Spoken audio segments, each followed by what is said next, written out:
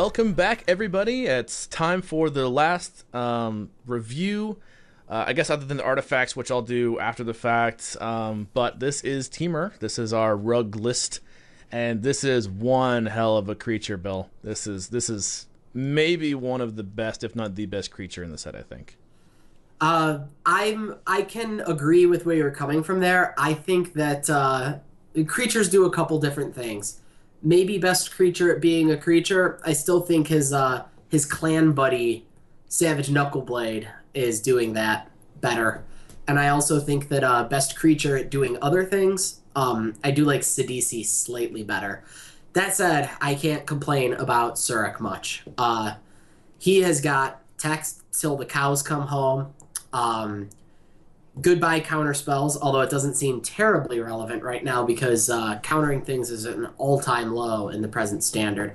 But Flash is big game, and being a combat trick in the sense of giving the whole rest of your team trample is similarly big game. 5 mana for a 6/6 Flash is where you want to be to get played. Absolutely. And yeah, just the dude's got 2 halves of a bear's head on his shoulders, for goodness sake. Like, a 6/6 for 5, Flash can't be countered. Creature spells you control can't be countered. Other creatures go off trample. Like, it's just all upside. The only downside of this card is as legendary, really. Yeah, and even So that's not a downside. I'd say more than anything, the downside of the card is that he's upstaged in his own clan at what it is that he does by a regular rare. that's fair. But I mean, there. having 3 colors of mana also is a little bit hard, but once you're at 5 mana, that's not that big of an issue. So I can see this. If Rug becomes a thing, or I guess Temur becomes a thing in Standard, this is going to be... You're going to be packing as many of them into the deck as you can. Now, I there think. is something to be wondered about how he matches up, because he is one of those creatures whose flash and trampleness aside, his function is to be a creature. Yes. So him being a 6/6 that costs 5 mana is very important to his eventual success. And so right now, I would say, how does that line up against the rest of the format? It's obviously bigger than your 2/4 and your 2/2. But on the turns he's going to be coming out to play, turn 5, what are the kind of things we're expecting to see in play? And I think some answers is like Polukranos. He gets in front of Polukranos really well, assuming that there isn't a monstrous activation waiting to happen. He Yep. does lose to Polukranos if there's monstrosity, although it's unlikely that Polukranos will live through it, even if Polukranos goes up to 7, because it will have to fight something when it goes monstrous, right? Is Yes, that a May exactly. effect? It's a must, isn't it? That you mean the fight effect itself? Yeah, so if the Yeah, opponent I think it monsters his must have a Polukranos, target and it must resolve. it So does you have definitely to, have to fight. it's going to take a damage from something. Yes. The other thing that this is going to have to be concerned with in the phase of the game it cares to live with, which is like turns 5 and 6, Siege Rhino, it's obviously beating up on, so Yep. another win. And then Elspeth, kind of the defining turn 6 play that we've got in Standard, Yes. he's great against. He falls prey to the -3, but with Flash, he'll be coming down by surprise. He doesn't actually get to Elspeth very well. Tokens get in front of him all day. But True, by but he does giving get the rest of other your creatures creatures to trample, somebody will get to Elspeth and end her quite nicely. Yes. So I still stand by the fact that this is going to be in Standard, definitely, and I don't think anyone's surprised by that analysis. Like, Sure. he's going to be in there. Okay. Avalanche Tusker is our 6/4 for 5 mana, and whenever it attacks, target creature defending player controls blocks this combat if able. So it's using itself, for the most part, as a removal spell. Yeah, it's got some similarities to Provoke, the old mechanic from Legions. And I can tell you from having played OLS was one of my favorite draft formats of all time. Got a soft spot in my heart for Provoke, even if it is terrible at getting rid of creatures with activated abilities. This guy is real. Do note he can still be gang blocked, so your opponent can block with the creature you choose and another creature. So it isn't like he can just pick on 3/3s all day. That said, you are not going to lose any value with this guy. I would pick him and play him highly in draft all day long. In Constructed, though, we can completely forget about it, as he has the same mana cost as Surak and is weaker on every front. Yes, I agree completely. The Savage Knuckleblade is a pretty interesting one. So it's our 4/4 for 3 mana, and it's got 3 abilities. So one gives it +2/+2 at the end of turn, but you can only activate it once. One, you return it to its owner's hand, and another gives it haste until end of turn. The important part about the haste one is that it is just 1 red mana, so it is a very minimal investment. It just turns it into a 4/4 for 4 with haste. The other 2 abilities are quite good and limited, but I'm not sure that this is really the standard card we're looking for, other than just having great base stats. I mean, I disagree there. I think that they're the kind of effects that work on the threat of their activation and not their actual activation, right? So in Constructed, anyway, first, let's comparing it to a hit from the past. Woolly Thoctor from Shards of Alara was a 5/4 for 3 mana, which was very above the curve at the time. It seems above the curve today, but less so. But at the time, it was very much one of these experiments Wizards did in terms of like, do you realize that if you're willing to jump through hoops for the mana cost, the power you get in exchange? They did it first with Watchwolf in Ravnica, and it was like, you can just have a 3/3 for 2 mana. And then again with Woolly Thoctor, you can have a 5/4 for 3. This is already just 1 point of power worse than Woolly Thoctor.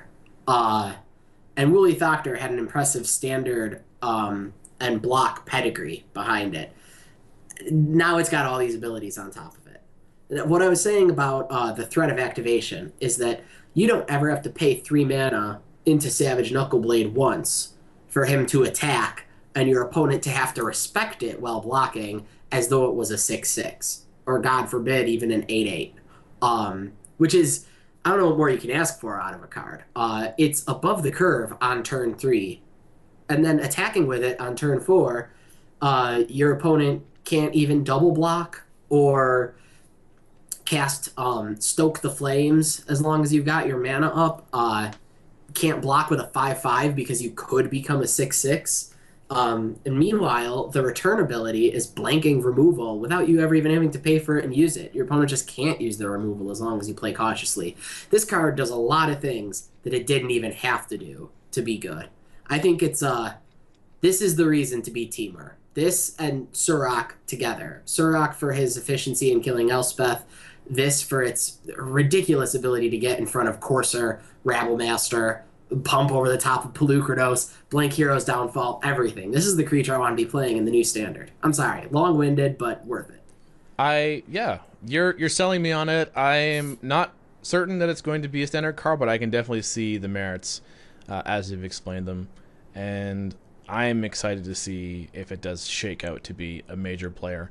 And in this limited environment, it is a warrior too, so it's going to receive even more random benefits. Which means that it gets pumped by the white-black cards, so the 2 colors. You never know. You never know. You might get a red thing that pumps warriors, so you never know what you're going to get with a Knuckleblade. Let's talk about the Ascendancy. So it just gives all of your creatures haste, and whenever a creature of power 4 or greater enters the battlefield under your control, you may draw a card. So let's think about this in standard right now, and all of the green creatures that are going to be kind of favorable to play in standard. So you've got your Pelucranos, you've got your Arbor Colossus, you've got your Knuckleblade, you've got your Surak. You've got all of these cards of power. You can always return and play again. So you have the activated ability, 6 mana, draw a card. For as long as those cards are both in play. Draw a card, untap target creature, kind of thing. Do you think this is actually going to be a player in standard? I frankly don't. This is so close to doing everything you want it to do. It really is. To me, it feels custom designed to be like the card I want to play with these other cards. And yet, when you're that kind of a deck, you have limited slots to get fancy with. You have limited slots to not be devoting to Plan A.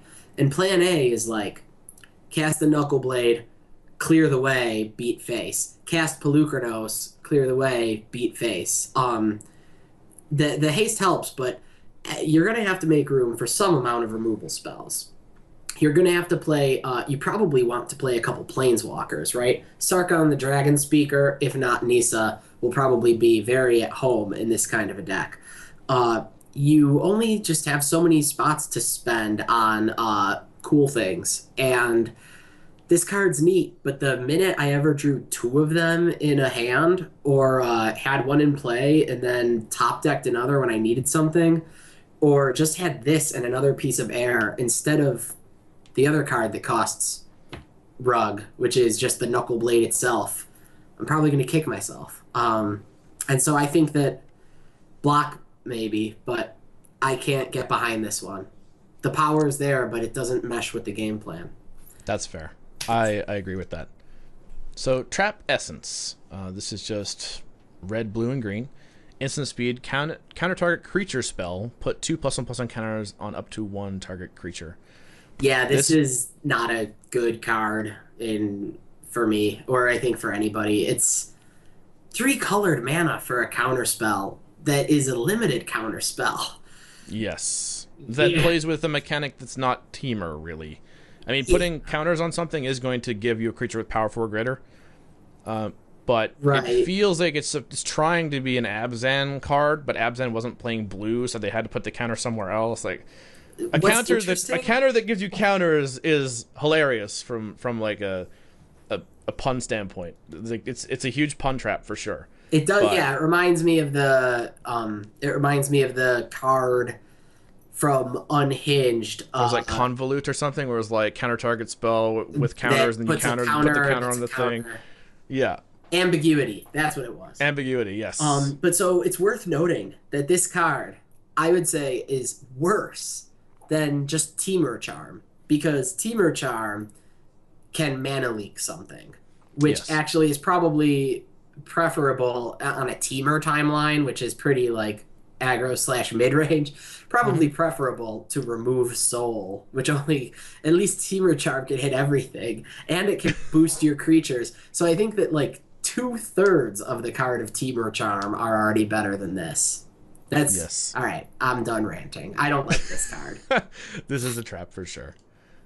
Bear's Companion is a cool one. I love this as an uncommon. So 5 mana 2/2, but when it enters the battlefield, put a 4/4 green bear creature token out of the battlefield. So you do get your 6 power for 5 mana.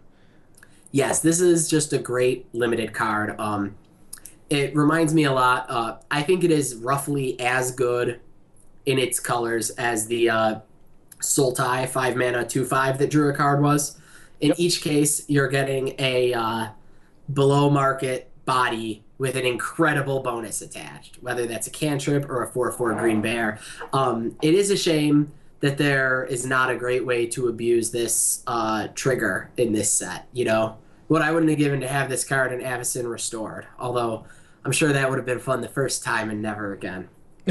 Yes, absolutely. So something like Appeal from Reality or something in this set would have made this card really shiny. Yeah. But as a 4/4 bear, a 4/4 bear and a 2/2, I guess bear. That's not a bear. Is sweet, and it is a warrior, but sort of in the wrong colors for it, I guess. I played this card at the pre-release, and it did just fine. So yeah, it's also worth noting that it's funny that the since 2/2s are referred to as bears, the guy is the bear. The bear is not a bear in Magic lingo. The 2/2 is the bear. Yeah, exactly. So it's an excellent card. I think you play it every time. This is another card that I played at the pre-release, Ice Feather Aven. Yeah, and I've heard this card is an all-star, if only for being a 2 mana 2/2 flyer on curve, which is a heck of a card. And then you have the ability to cast it as a 6 mana. What is a Magic card that's a 2/2 flyer that bounced something? Mystery, I think. Sure. I don't know. It's a mana war. It's an expensive thing, but that's a great other mode to have on a split card.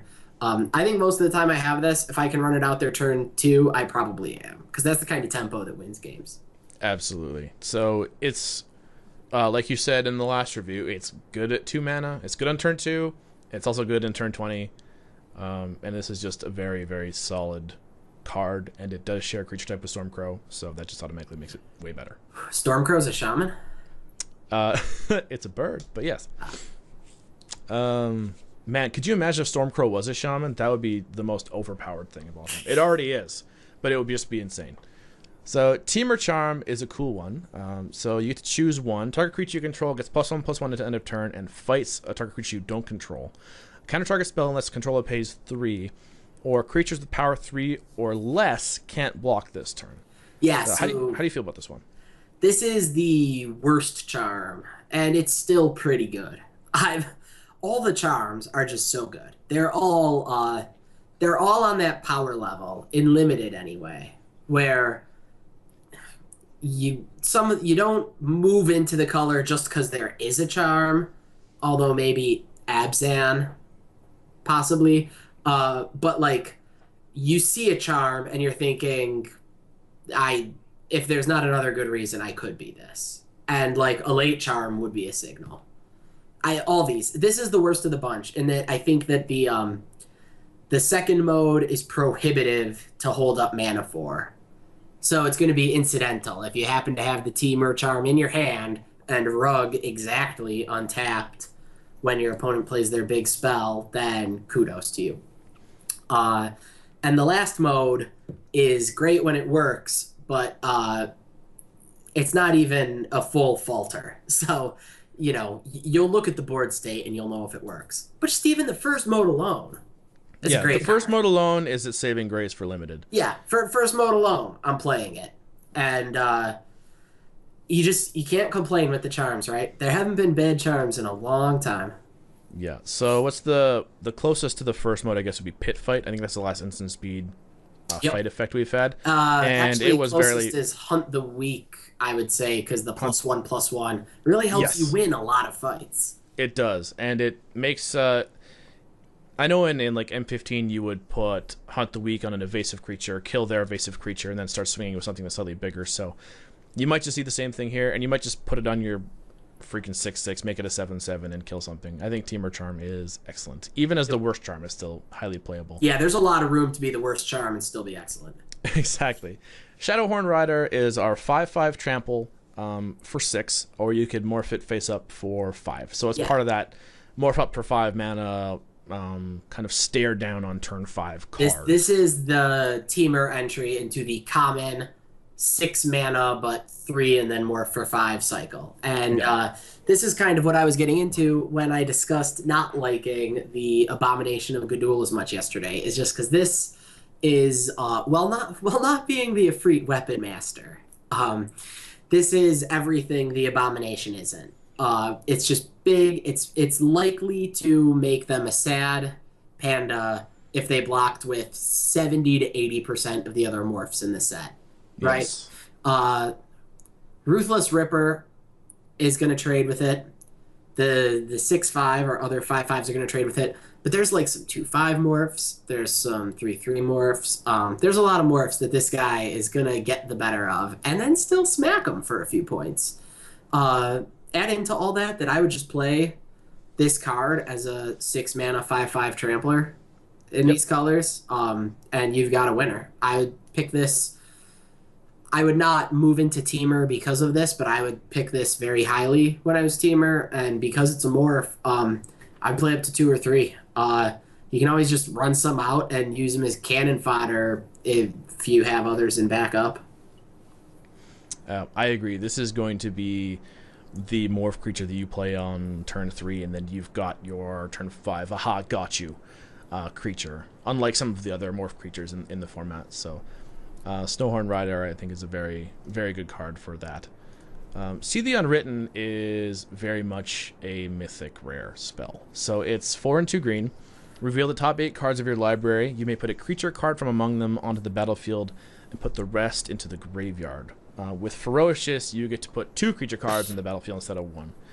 So this is sort of like a tooth and nail, except you don't get that huge, like, search your whole library, put 2 things in the battlefield.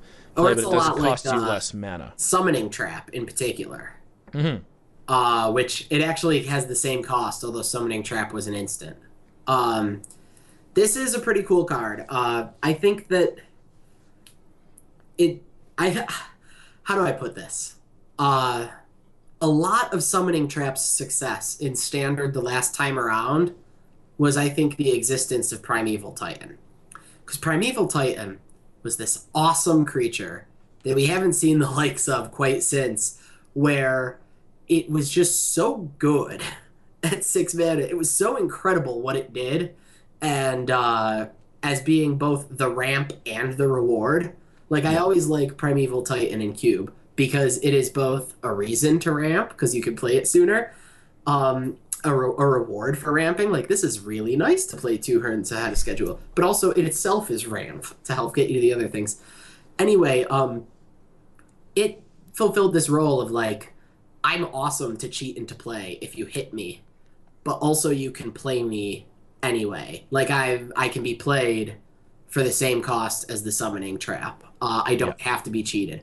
And one thing that I'm missing right now is that other than Hornet Queen, I don't know what creatures are like I should get excited about cheating them into play that also can be played normally. And so I wouldn't mind being told I'm wrong there, but I think Hornet Queen is the one creature where I'm thinking I would love to sneak this into play at a discount. I would also just cast 7 to play it. Meanwhile, everything else, though, I mean, there's no Eldrazi. They actually don't have that many big, ridiculous million mana creatures that just win the game right now. I feel the same way. I can't think of anything out in the current standard. It goes to be seen what happens in the next couple of sets, though. So Right. there might be some really big, ridiculous, bomby creatures in the next There, couple of there is sets. We know that speculation. we are coming. Dragons are coming. We kind of know Right. that. There's dragons So coming. There's speculation the Eldrazi will appear in this block too. The only reason being that the plot has returned to an area that's Eldrazi relevant since it involves Ugin, Sorin, and the Lithomancer, who are the people who fought the Eldrazi the first time. So yes, absolutely. So we do have a lot of the players in place for that to happen. So not this right might now. be a sleeper card. A lot of just a lot of greens. The things you want to be casting, green's biggest creatures all unfortunately have X in the cost right now. So they're just Yes. not the right things to cheat into play, right? I want to green's greatest creatures have X in the cost at the moment. Absolutely. And this is the you want to be playing maybe a Genesis Hydra over something like this. It does a similar effect, but you also guaranteed get that body that you're looking for because you're going to be generating the mana for this probably with Nykthos. So Yeah. I think the usefulness of this card is yet unwritten. We need to see what the next couple of sets. Okay. Oh, okay. Do you see what I did there? Do you see what I did Yes, there? I saw it, and it was very much written. Okay, let's talk about Radical Mystic. This is our 2-1 for 2. You can morph it down for 3, morph it up for 2, and when it's turn face up, it adds green, blue, and red to your mana pool. So it does what? It ramps you to 5 mana on turn 4, or is it 6 mana on turn 4? 6 mana on turn 4, which is pretty big game. It is pretty big game, but you're spending turn 3 doing not a lot of anything. Yeah, so you're the real value in this card. This card has a lot of morph playability in the split card aspect, more so than most, because it is entirely a reasonable turn 2 play. In constructed, at least since the era of Birds of Paradise and Llanowar Elf were in standard at the same time, your 2 mana accelerant that also fixes colors has pretty consistently seen play. Yep. Obviously, people massively prefer their 1 mana accelerant when they can get it, but there isn't always one available, and/or it only fixes for green or basic forest or something. So we've always made do with the 2 mana accelerant we had. So having one that is this good, and it makes a whole wedge's worth of colors, which is a lot like what Noble Hierarch did, 3 colors. And this one's got the alternate mode of being a dark ritual that you make a down payment on, and I think you've got a real winner. Also, this is the 1 color combination that's most likely to get to play the I have random bonus morphs helping confuse my other morphs and making all their values slightly higher. True. Because this color combination gets Sagu Mauler, possibly Hooded Hydra, and also Ash Cloud Phoenix, depending on if the red is really playing a big role. That makes all the Rattleclaw Mystics in your deck 10% better when you have just one Sagu Mauler because of the capacity to represent that and get people to misplay. Absolutely. And the fact that it does produce exactly 6 mana is very good for cards like Surak. I guess he's 5, but still. You're going to be able to find that you're going to be look at the cards in your hand and say, in my opening hand, do I have a 6 mana spell that I need to play on turn 4, or can I just play this on turn 2 face up and continue ramping to 5 or 4 or 5 in the near future? Like this is one that doesn't demand that you play it face down for value, which I really respect about the card. Right. So I think it's yet to be seen if it's going to compete with Sylvan Caryatid or if it's just going to be both. But I think in a world where untapping Nykthos Shrine Nyx is a thing, it might not see play until that leaves, because you've got other mana dorks that do untap it. So it'll be up in the air whether or not Rattleclaw Mystic shakes out to be the creature that you want in that position. Okay. Let's talk about the Heir of the Wilds. It's a 2/2 for 2 Death Touch. So if it was just a 2/2 for 2 Death Touch in green, would you play this card? Are we talking about limited or limited? Yes, limited. Oh, I mean in limited, I play 2/2 for 2. Yes. So granted, that makes you more likely to be cut sometimes, but then you put Death Touch on it, thereby making you the green Doomblade, or should I say the green Deadly Recluse or green Ruthless Ripper. Yes. You can't lose. And then sometimes it attacks as a 3/3, all that. I don't know. I was playing this card already. I'm taking it higher than most commons when I'm in green. Absolutely. So it's playable with half of the text, and then you add on the fact that it can be a 3/3. It is a warrior. All the other synergies within the other parts of the deck. This is a playable. You should take this one highly. It's going to do good work for you. Yep. The Pine Walker is another one that I had a lot of success with. Same here. I got people with him all day.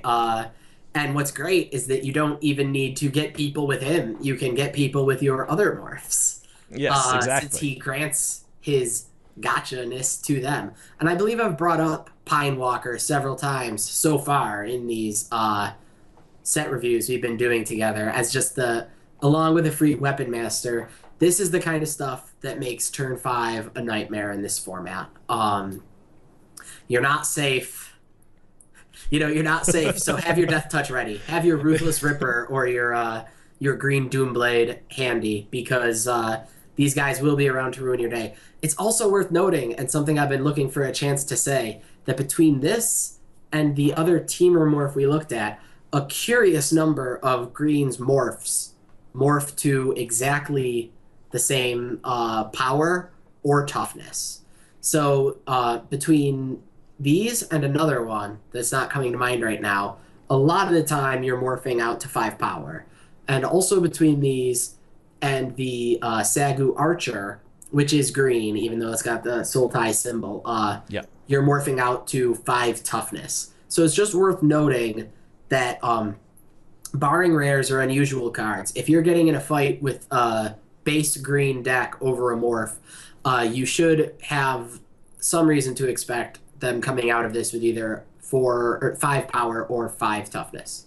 I agree. And Pine Walker will be a card that makes it into every green deck thing could get its hands onto. Like it is that good of a card. I would take it high. I think I would first pick it out of packs that didn't have a bona fide bomb. It actually may be the bona fide bomb. It's just all you could want out of your morph. And actually, I cast it on turn 5 a lot, because let's not ever get too fancy to just cast a 5/5 for 5. Yes, 5/5 for 5s are good. That's for sure. Roar of Challenge is another one that I had a good deal of success with in the pre-release. It is 2 in green. All creatures able to block target creature this turn do so, and that creature gains indestructible until the end of turn if you control the creature with power 4 or greater. So, did you get a chance to use this card at all? No, this is not a card that I encountered at any point so far. It's just an uncommon I haven't seen yet. I can evaluate it based on the litany of past cards that have done similar things, but I'd be more willing to hear your stories. So, with things like Pine Walker in the deck, saying that I've had a lot of ways to enable the power 4 or greater aspect of it. I think it works fine in that way, and I think it works great in black-green decks where you've got a Death Toucher with more than 2 power or 2 or more power, so you can start to 2 for 2, 2 for 3, 2 for 4 people. It's quite a good card. I'm not sure that it is really like as good. Like, maybe I just had randomly a lot of success with it. Well, but the card I like think this. if you can. Oh, Go ahead. the card that like this that they print in most sets has a similar value a lot of the time. It's that's one thing I think that has just helped me to have played for as long as I have is I've seen the first iteration of most of these cards. Yes. So this card has existed a number of times, and they always work out about the exact same, which is that you really want your first, and you really don't want a second. Having 2 of these in a deck can just ruin draws for you. But it's very important to have 1 so that you can inevitably dig to it in a ground stall. I think Temur is going to want this pretty hard. And so what I would do with a card like this is I would only ever be interested in acquiring 1 of it, I think. Maybe 2. Maybe this one's good enough to be worth 2. I'd have to be able to trigger the Ferocious hard enough that I think I could cast 2 a game and live to want to. But what I do is once I know I'm Temur, I think I take the first of these very highly, and so that I've got it out of the way. I think I take the first one I see that doesn't have a bona fide like must-have card in the pack, just because my deck will be that much better for having access to 1 of these in it. Agreed. And it is not just a removal spell, it is a way just to win the game sometimes. I think of this more as a way to win than as a removal spell. Yeah. It never gets what I want as a removal spell because like their best creature is frequently one they've attacked with. Yes. Agreed. So I think you're absolutely correct. The first one, very high pick. The second one, if you get one incidentally, you're not upset about it. Yeah. The Temur Charger is a 3/1 for 2, which is already fine by itself. But it does have Morph, and all you have to do to morph it is reveal the green card in your hand, and target creature gains trample until end of turn. So I had one of these at the pre-re, at least, and I found that this particular reveal a card dude, I found that to be a bigger drawback with him than the others because my green cards were overwhelmingly dudes who morphed for effects. And in most cases, to flip this guy up, I was revealing Pine Walker or Sagu Archer or the other guy. I had a rough time of it for that reason. I think that with my white one, Watcher of the Roost, I had a lot of vanilla creatures. I had a tendency to like reveal that 2/2 Vigilance Flyer so that I could turn them up and then just play the 2/2 Vigilance Flyer. And I think in black a lot of the time you might do something like reveal your removal spell and now cast it. With this one, I think that the information is going to cost you a little more. All that said, I'm nitpicking. It's great. Morphs are all great, except for Sidisi's Pet. They're all awesome, and the 3/1 on turn 2 is also a real threat. Mardu has lots of tokens, but other decks don't. I would run him out against, I think, Abzan and stuff all day. Yep, I think that's a fair evaluation of that card. Feed the Clan. So this is a trap card if I've ever seen one, but it's 1 in the green. You gain 5 life. If you have a power 4 or greater, you gain 10 life. So, Matt, that's like 50% of your health to the start, so that's pretty good, right? There's a common discussion when it comes to cards that just gain life and only gain life is like, how much life do you need to gain? Because obviously, there is an amount that could get you to play the card. There's an amount that changes games. This is dangerously close to it. I think this is... we've been taught that cards like this are unilaterally bad. And this one is still not something I'm throwing into the main deck every time. However, this is really primo sideboard material. This is the amount of life that changes games. And if I'm against Jeskai, and I believe that I can find time. So I can cast this at a point where I'm not worried about getting my creature bounced in response or something. I think that Jeskai, especially from the games I've played, seems to be a deck that preys on the fact that you only have 20 life to start with. I would be bringing these in pretty aggressively, or against people who have like flying crane technique, because it would so seriously raise the bar of that card, from you win from almost any board state to like you actually need a lot of creatures before flying crane technique kills me out of nowhere. Yep. I think this is better of this type of card than we have seen in some time. Just Yes. So in general, effects like this aren't super great, but I think that you've described some situations where it can be good. This is never a main deckable card, though. no, it is not a main deckable card.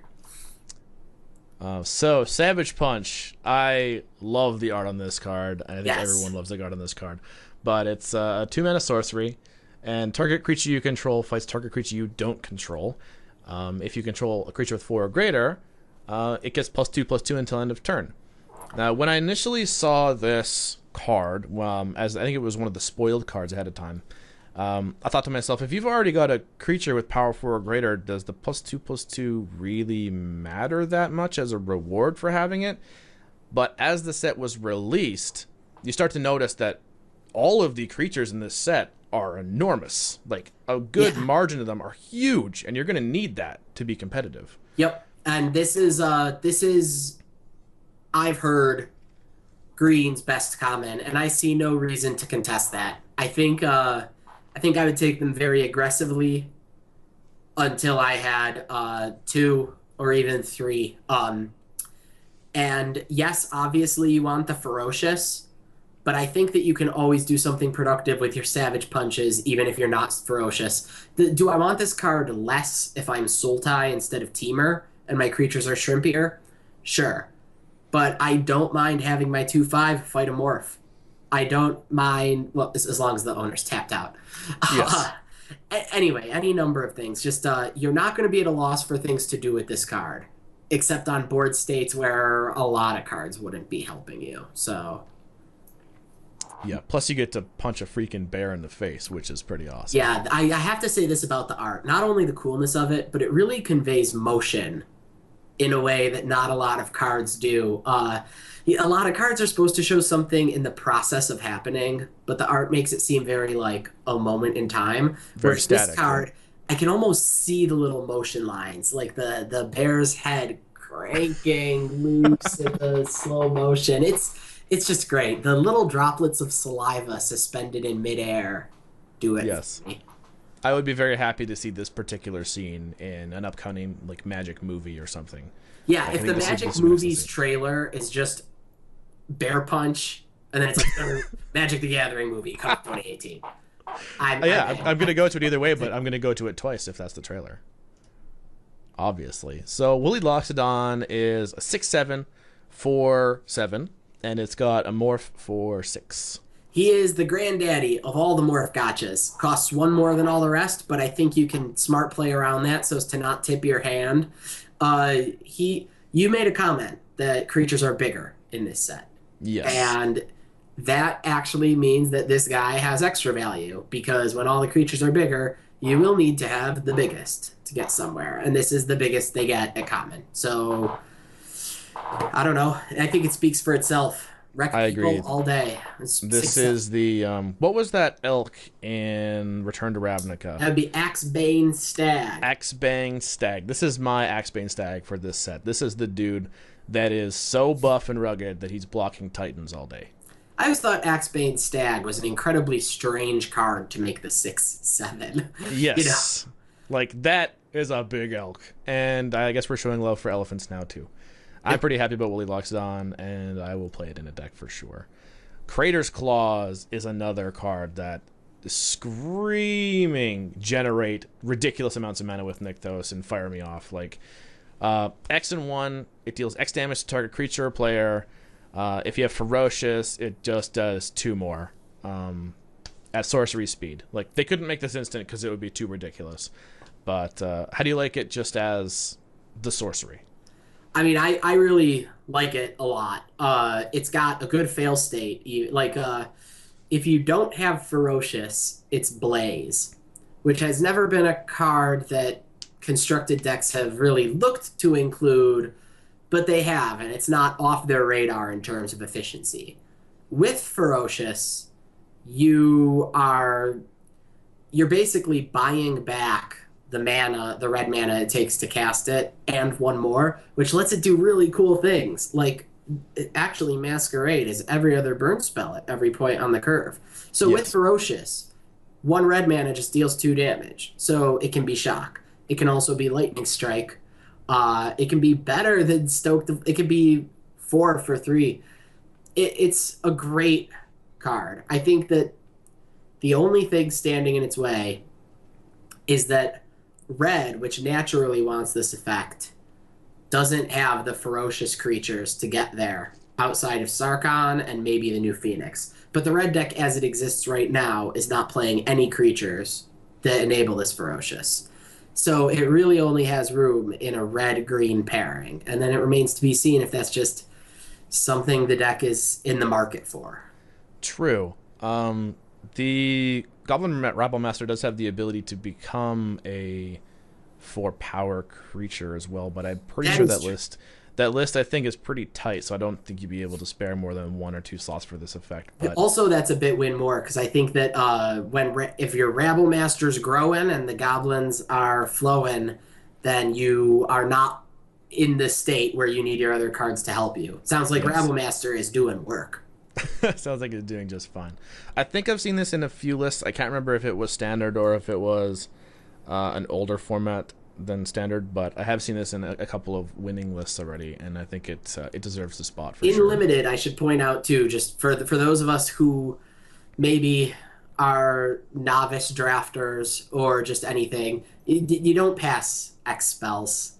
Ah, you just don't. These are like every time, all the time. Take it and splash it. It only costs 1 red mana. Every Yes. deck deserves Crater's Claws. If you think your deck doesn't deserve Crater's Claws, and it's going unloved, take some time, show it you love it.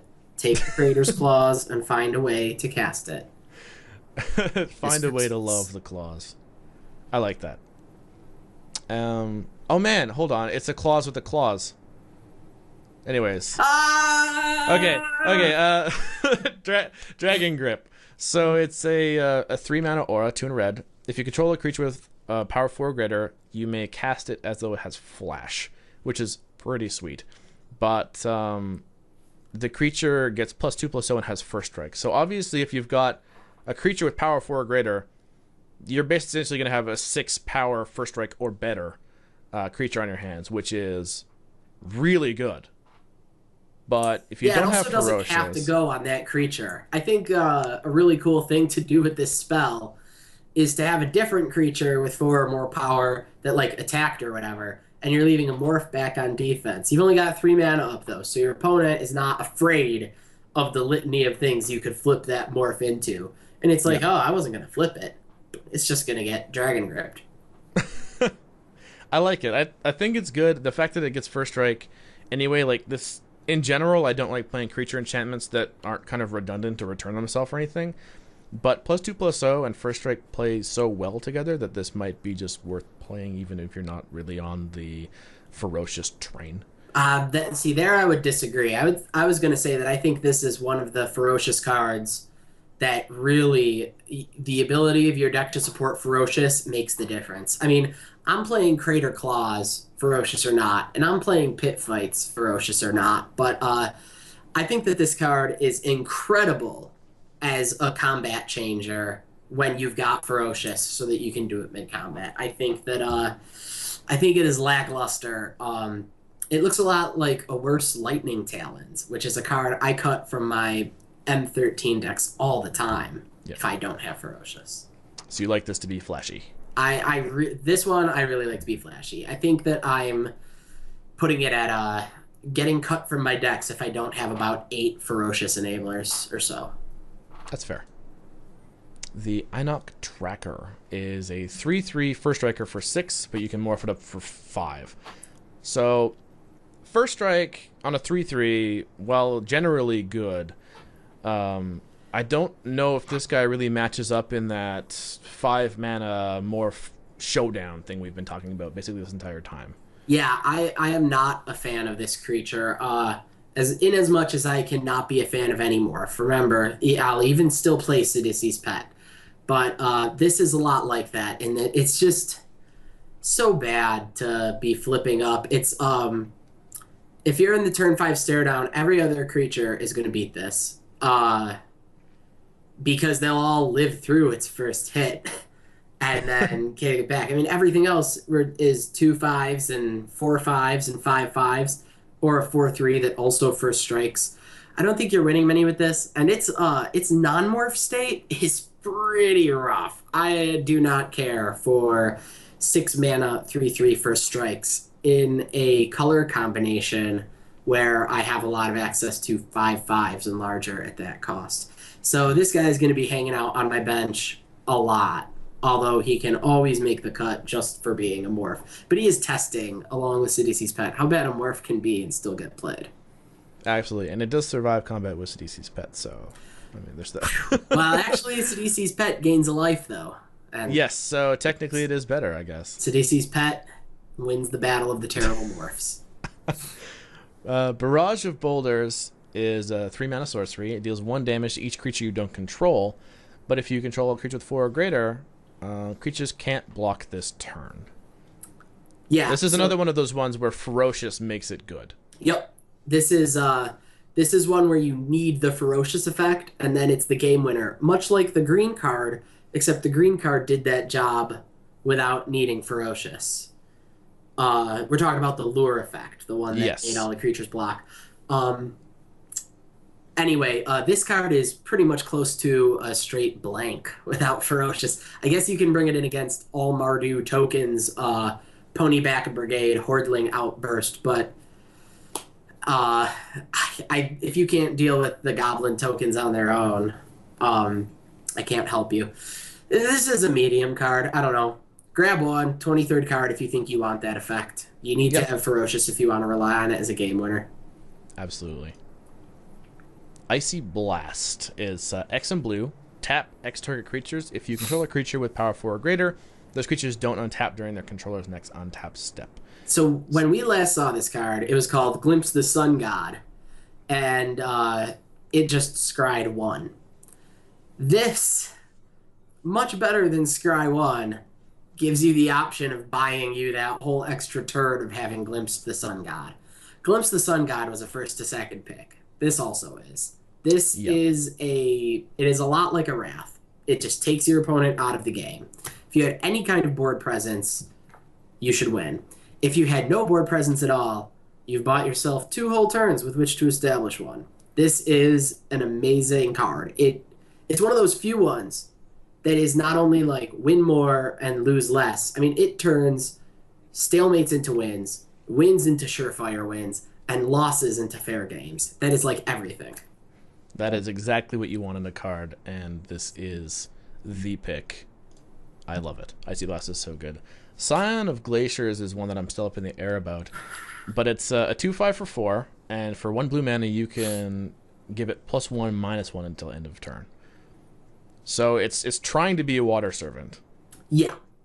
It's basically a water servant that puts you 1 mana further away, right? Because it's just it takes 1 activation to become a water servant. Yeah. So that actually makes it, I think, a decent bit worse, because it can be a 2/5. But how often were you ever making your water servants 2/5? You were always interested in pumping them this way, right? You always wanted the power way, to be going up and the toughness to be going down. And this starts you further away from that goal.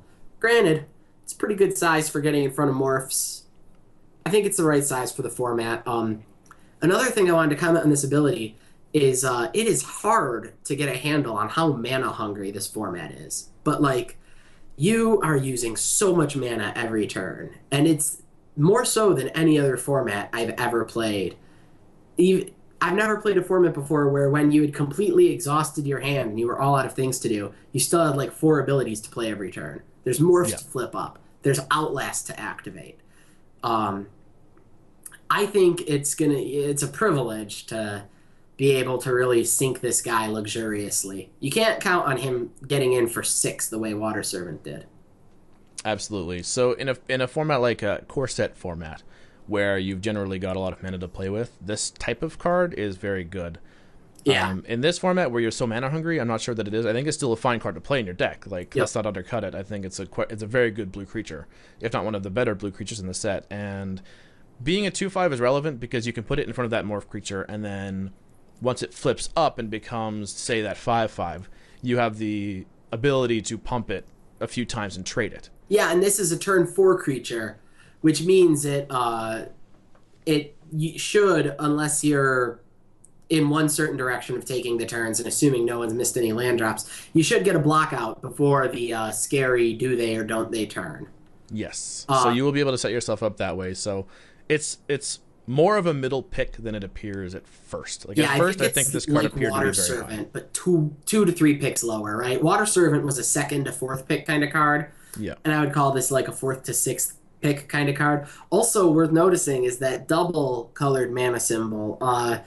It's much harder to support double colored mana in a wedge set than it has been in previous sets. You really want cards to be double colored across 2 colors or single colored, but Yeah. not 2 of the same color. It makes you have to build in a weird way. Yeah, this is much better in a heavy blue deck than anything else. You can say the same thing about requiring exactly blue mana to pump it as well, instead of colorless mana.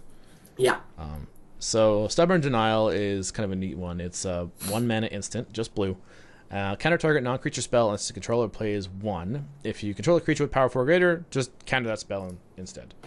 So this is what was the actual effect that just is a pay extra 1? Disrupt. Disrupt. So it's that it's a hard counter for a non. It's a negate if you hold Ferocious, Yeah. but for 1 less mana. Countering something for 1 mana is a very appealing reward. That Yes. said, I am not entirely sure I play this in limited ever. Even if I was Ferocious all day long, all the time. Just, how often have you played Negate? This card is for a deck that is fairly narrow, but I think it's a deck that is very powerful. So you're playing all of these 4 power creatures that you're investing a lot of mana into to play or to turn up, say. You're not going to have a lot of mana left over to interact, and you're going to want to have your big bomby 5/5 creature live throughout their next turn. So you're really ensuring the survival. You're like having that counter for their removal effect on 1 mana. I think that makes playing a bomb a lot more feasible and a lot more sound than normal. But if you're playing a deck that you're not for sure getting that power 4 or greater, this just isn't a card you can play at all. No, I mean, I think this is still sideboard material, just because, remember, Negate also always countered the non-creature spell every time guaranteed. Yeah. And I was on the fence about bringing in Negate a lot of the time, even against people who would have lots of non-creatures. This set is more creature-heavy than most. The creatures are spells, mostly. So you don't really... I played maybe 3 or 4 spells in my last deck. You don't need a lot of spells, especially not in Temur, other than Savage Punches. I don't know. I would feel really like I was risking having a big do-nothing. And, like, in your opening hand, this is basically a mulligan. Yeah, it is. How do you feel about this in constructed formats, where you're more likely to be able to In constructed, this card has serious chops. It's going to play very well alongside Tarmogoyf.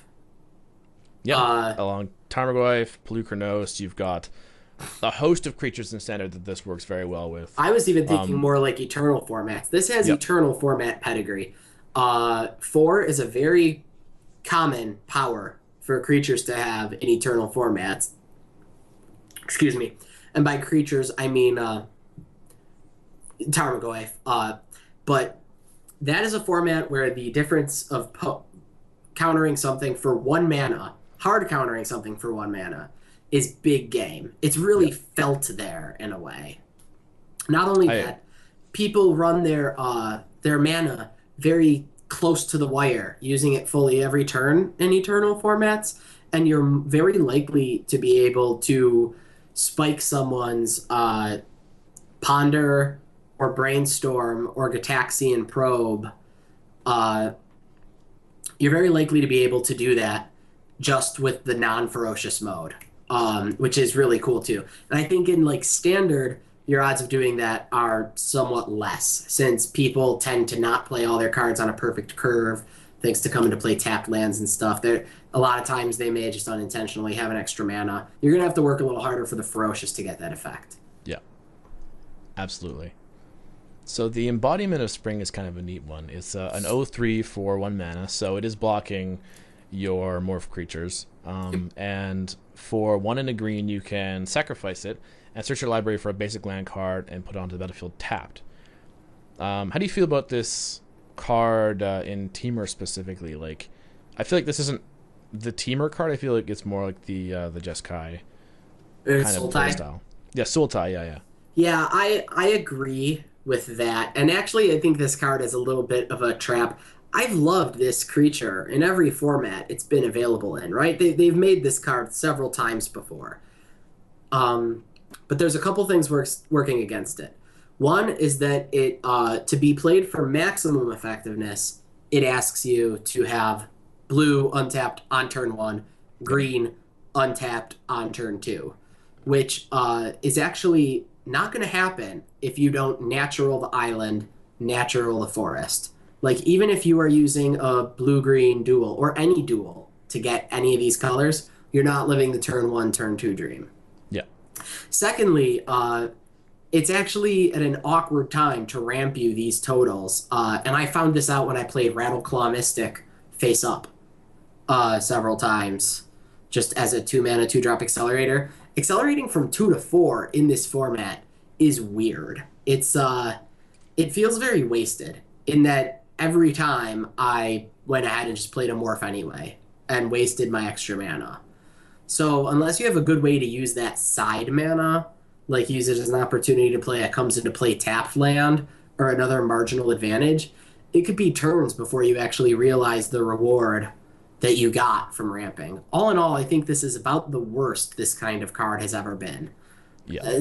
That said, I'm moving it just to low-end playable is all. It is still playable. Yeah, I think it's a finely playable card. It's not going to be anything that you're too excited about having, though. Force Away. So this is the one you referenced earlier. It's 1 in the blue. Return target creature to its owner's hand, which is sort of the standard cost that we've been paying for this effect in the last couple of sets. I miss Unsummon. Just for constructive purposes, man. I miss Unsummon. I agree. But if you control a creature with power 4 or greater, you may draw a card if you discard a card. So you get to remove their creature temporarily and loot if you have the Ferocious. Yeah, so this is basically a card that we were all going to play anyway, especially in a set. Once again, it bears remark that there's a lot of creatures with really useful comes into play abilities and really useful gets turned face up abilities. Yeah. And this is fun to break up a combat with, especially since a very common pattern in this set is that of I paid 3 mana, then I paid 5 mana. Now all that hard work is undone. Yes. That said, it doesn't really feel all that clever to set them back all that mana on Ponyback Brigade or a Freet Weapon Master. Yes. Or any number of things. So, but I am nitpicking. This is a card we were all playing anyway. The Ferocious Claws is, yay. I'll smile every time it happens. But I played this card when the only bonus attached to it was Scry 1. I played this card when it was creature or artifact. I'll play this card when it's creature and maybe loot. Exactly. They don't need to force this effect on us. It's Flavor interruption. Where an enemy once rode, not even a whisper remains.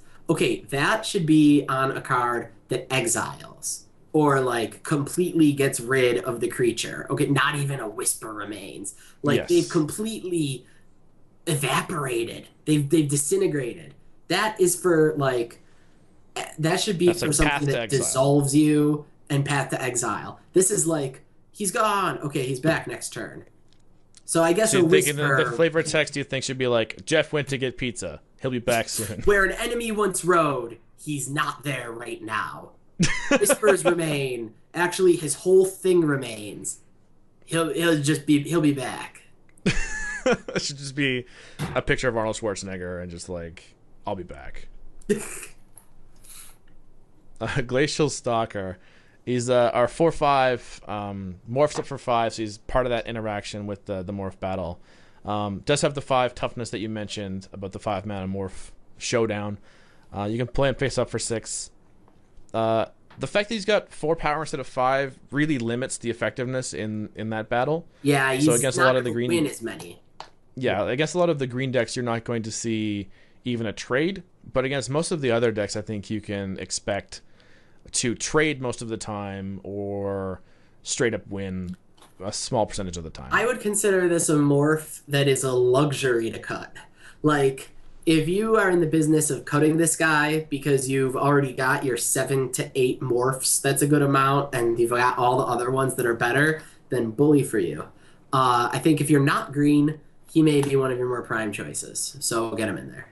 Absolutely. Scaldkin is a really cool one. It's the 2/2 flyer for 4. But you can sacrifice it for 2 and a red to deal 2 damage to target creature or player. This really changes up combat and changes up the way that your opponent has to play. Plus, the 2 damage is so relevant against morph cards. This is a premium common, although it's worth noting that on the draw, this cannot be active or live in time to prevent a flip up. All that said, the flying is just awesome. We had this effect last block on Triton Crackler. Yes, he was, I believe, a 2/3 ground dude. Right. So that was just a Riot Devils, as they're called, 3 mana 2/3, and I was never that excited to play him. You make it instead a 2/2 flyer, and I'm very interested. I'm playing my 2/2 flyers for 4 in most draft decks. You put this ability on them, and I'm just completely interested. I think this is a not super high, but mid-high pick. I think this is very safe to call this a mid-high pick. Like, this is your 5th to 10th playable rare, or not rare, but like, playable elemental guy. Yep. And I've seen people scratch their head on the defense of this card, thinking like, can I really block this? Can I afford to lose this creature because it takes an extra 2 damage? Yeah, this set is chessy compared to most, man. You would not know that they'd made New World Order for design, because it is getting intense out on that battlefield when both players have mana untapped. Absolutely. So let's just touch on the Temur banner. I think this is the middle of the road. This is the 3 out of 5 banner. Yep. Temur seems like, on one case, you want to be able to utilize that tempo and force your big fat creatures through, but at the same time, drawing that extra card, you're going to have a lot of very live draws, a lot of very powerful cards you can get to. So whether or not you play a Temur banner, I guess is a function of what seal pool you open more than anything. It's not really a card that you're going to be playing a lot in draft, I don't think. No, I would not play this card unless my mana needed the help. It's worth noting that the banners do all trigger prowess, and Temur is 2/3 of Jeskai. So you will have some prowess dudes in a Temur deck. That said, I'm just never excited about taking turn 3 off for something that isn't a morph. Yep. Absolutely. So that actually wraps up Temur. So what's your favorite Temur card in this set? On raw power level, Savage Knuckleblade. It's one of these cards that, like, the last time I said this before Knuckleblade was when they spoiled Brimaz, King of Ereskos. Yeah. Where they just sort of like take a card and they just throw things at it. And it's like, what? You are just in this different world of power level where we forgot what a mana cost was. It just started like dumping out the goodies bag on you. That said, though, I don't just like the best cards. The best Temur card is Savage Punch. Savage, from a flavor perspective, I think Savage Punch And an is, art perspective, and yes. it's just and a flavor text perspective. I know there isn't any flavor text, but I stand by that It statement. doesn't even need flavor text. The flavor text is like the sound of wind moving through the boreal forest. Like, that's the flavor text. And my pick for my favorite card in this is got to be Crater Claws. I can't wait until someone makes the deck where it's just like, okay, well, my only game plan is to generate 21 mana and just burn someone with one spell. So I'm in love with that. Um, Thank you so much for coming and taking Happy a to look be at here. these cards with me. Bill Bolden, he is the face of Spruke. Please check out the Spruke YouTube channel in particular. It's the best source for wicked free music, for background music on your podcast, background music on All your Spruke YouTube songs videos. are allowed for background music on podcasts. I cannot state that enough. So definitely use it. It was the song you heard at the beginning of this video was "All Is Dust" off the Factor Friction EP, and that EP alone is worth checking out the YouTube channel. So make sure you check that out. Links are below. Thank you for listening, and I'll see you next time.